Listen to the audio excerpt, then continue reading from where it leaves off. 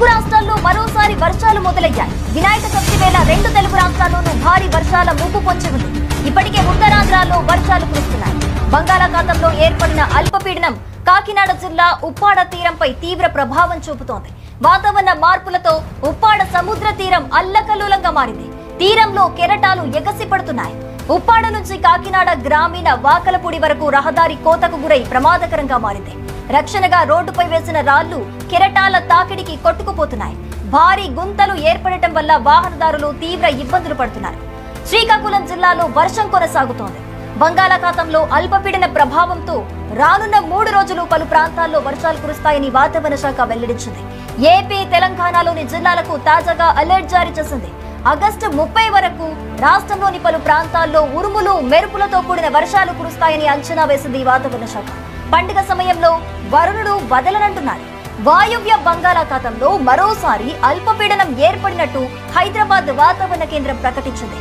ఇది వచ్చే 2 రోజుల్లో పశ్చిమ వాయువ్య దిశగా కదులుతూ మరింత బలంగా మారే అవకాశం ఉందని తెలిపింది. అల్పపీడన ప్రభావంతో రాష్ట్రంలో 3 రోజుల పాటు భారీ నుంచి అతి భారీ వర్షాలు కురుస్తాయని వాతావరణ శాఖ వెల్లడించింది.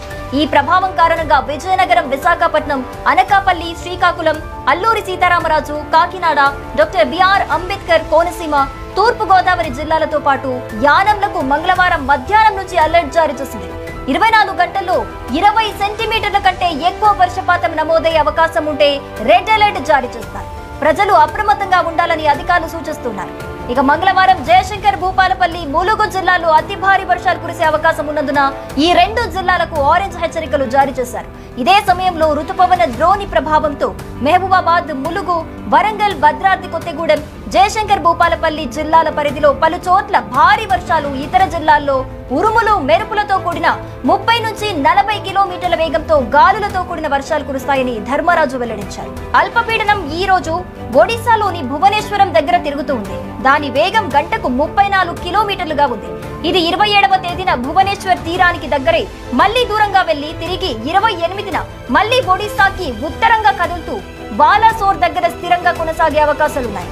అందువల్ల ఇది ఇప్పట్లో తీరం దాటకపోవచ్చు అంటున్నారు. అంటే దీని ప్రభావం మన తెలుగు రాష్ట్రాలపై 3 రోజులుండేలా కనిపిస్తోంది.